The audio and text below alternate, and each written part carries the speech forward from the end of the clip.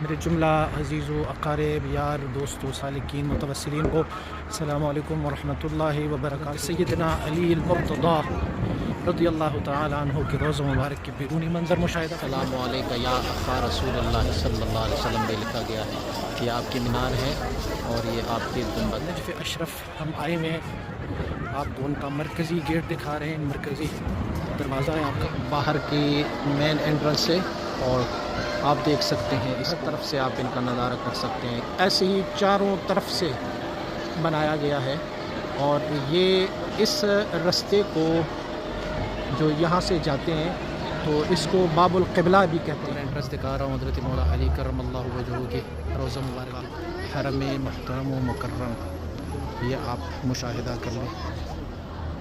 یہ سیدنا علی المرتضی رضی اللہ تعالیٰ عنہ کا روضہ مبارک، اور آپ سب اس کا مشاہدہ فرمائیں۔